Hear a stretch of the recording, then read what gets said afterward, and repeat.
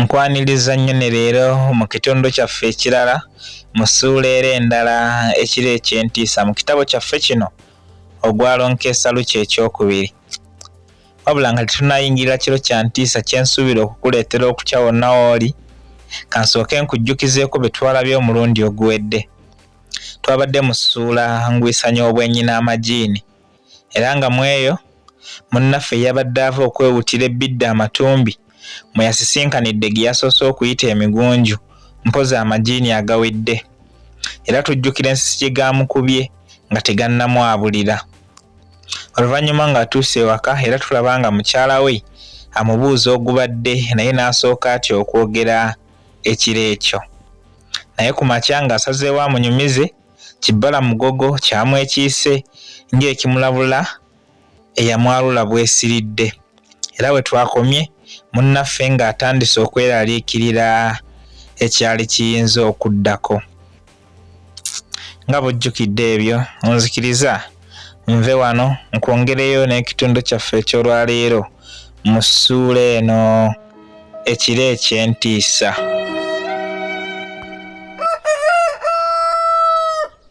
Emboozi yaggwa bw'etyo nga mpaawo nnyo kiyamba kyogeddwako, mpozi okumanyisa obumanyisa munnange n'okumanya nga bwe nnali ndabika eyeetyabidde akalimu embwa. Anti mu ngeri ye yali alumidde ku musota, nange Kibbala Mugogo kyankanga. Nze yali amanyi nti buli asobye abonerezebwa naddala nga gwasobezza amutegedde. Natandikirawo okulinda essaawa y'okukangavvulwa, kuba nali nange neekakasa nti nsobezza era nga nkimanyi ti ne be nsobezza bategedde. Olowooza nti ebibonerezo bye nnali nfaanana okulinda byalwa? Nedda, anti lwennyini lwe nanyumizaako munnange, kuba olw'ekiro ebintu lwe byannyonoonekera. Wadde nze nali nsoose mu buliri, wabula bannange otulondowooza olwali okubaggyawo ate nze ne ngugumuka. Nasooka kulowooza nti kya bulijjo, naye bwe neebuuza ekindeetedde okuwawamuka kyambula. Anti saalina kirooto kyonna kye nali ndoose kuviirako kino, ate n'ekirala nali sinneebakira wadde essaawa ebbiri. Amazima ekyaleetera otulo okunziruka mu kaseera ako kyannema okuteebereza, naye nabivaako ne nninda bwe tunaaba twagadde tunaddamu ne tungatta obukoowekoowe. Wabula nga nnaakawawamuka eddakiika nga 5, nagenda okuwulira nga waggulu ku nju wafaanana ng'ewali ekitambula kibuuka Ssonko. Kye nasooka okuteebereza gaali ga kkapa agataggwanga kwegobera wange, era ne ndowooza nti ge gaago. Engeri gye saalina kyakukola kirala, nasiriikirira ne nteekayo omwoyo nzuule kyali kiki ekyo ekyali kisoteza ku nju yange nga kimanyi gye nnajja eryagisereka. Mu kaseera kano amatu gaali maggule era nga nninza okuwulira buli kimu, naye nagenda okuwulira amaloboozi ng'ag'abantu abali mu kwekuba obwama, wabula ng'amaloboozi gaabwe masaakaavu ng'ag'eŋŋaŋa eri mu kiyegu.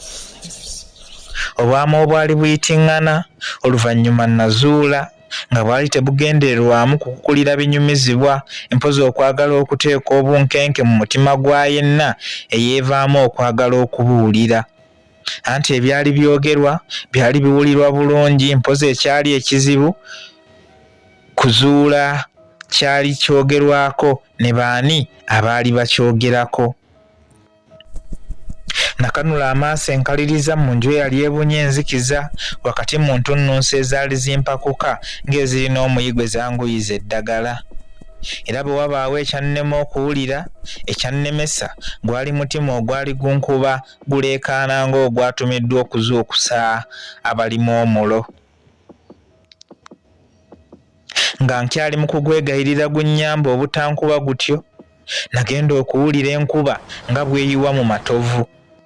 Wabula bw'ebanga ddala yaliyo yayiika omulundi gumu n'ekya. Wadde ennyumba yange yali ekyali ya ssubi, naye nasobola okuwulira embeera eno, era singa mbudde obwo nalina obusobozi okwefumiitiriza, nali wa kuteebereza ngeri bwe kyandibadde singa nali nsula mu mabaati. Nze yali akyagalaamiriza ku buliri nafaanana alina ekimbaguddewo kwe kupapa n'ensimba omutwe ng'akatulumi akayita mu bikata. Mu kaseera kano amatu nali nga bangalazizza okunsobozesa n'okuwulira atemezza wabula nga n'enviiri zinsusumadde ng'ezaagala okuyotta omusubi.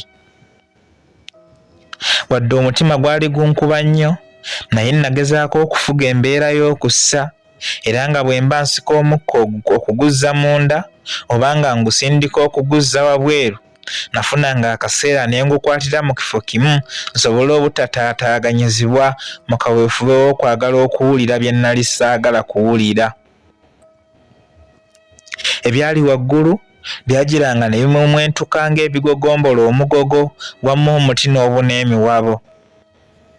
Mwene embeera nayo okugologosa munnange twegumyegumye wabula oluvannyuma ne mmusaasira mukazi wattu okuzuukukira mu ntiisa era bwe ntyo ate ne nsalawo mmuleke munnange yeebake nze nsigale mu kugomoka n'ebyali bingomosa obwa nnamunigina.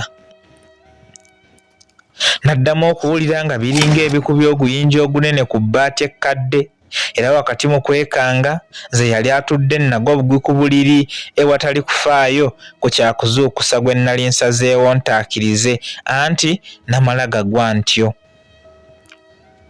Ku ngeri gye nnagwamu nali nkimanyi bulungi nti nteekwa kumugwira oba lwakiri okumwekoonako naye ku bino mpaawo kyabaawo. Wadde si kye nnali njagala naye eky'obutamukoonako kyankangamu kyenva ntambuza omukono mu mpola nkakasenga ddala yali mutulo. Wabula ekyankankanya ebyenda okuyisaayisa omukono ng'olowooza mu buliri mwali. Nayagala okukaabamu ng'omwana omuwera ammiddwa ebbeere ng'eno bwe nnyongeramu ku bwangu mu kuwenja naye nga buteerere. Nava ku buliri nga nkankana ng'ow'omusujja omunaazi agabuguma lwakiri nkola ez'akataala nga siimaleeko na mbeera wakati mu nzikiza eyali ebulako okwogera. Wabula mba nkyafeffetta akabiriiti ng'eno bwe mpapa ate okuwulira nga mu buliri gye nvudde wafaanana ewali ekyali kyekyusizza. Nateebereza nga yandiva mukyala wange bwe twali tusula naye era ne nsalawo nkola ez'akabiriiti ndaba akafumu abadde yeekukumye okumunoonya ntyo nga simulaba. Naye akabiriiti nga kaaka era nga nange nkyagezaako okudda mu kitangala kye kaali katonzeewo okulaba ekifaanana ekintuntu nga kekafuuwa era nako ne kakola okw'okuzikira ogwali gukatumiddwa.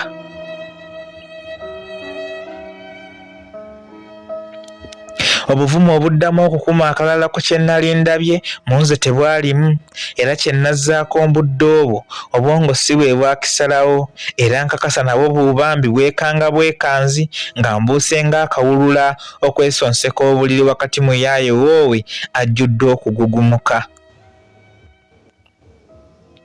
Nga sinnaterera nambuliri nasika ekikunta nkyebikke nze nambulire omwo wabula bwe twali tukigabana kino n'atakigula era wakati mu kukiwenjeza mu tulo yankwata mbulago n'engalo ezaali zitotobanya amabavu g'enkumbi gye twasiibangako era olw'okuba nali nsangiddwa mu kutya na bwekengeze amabavu ganfaananira amaala g'ebyali bitirimira mu nju era kino kye kyanviirako ate ekikunta kye nali mmaze okunyweza okukisambira eri nga bwe ndeekaana nti Nyabukulu no bantuze bamaze empedde maama nze.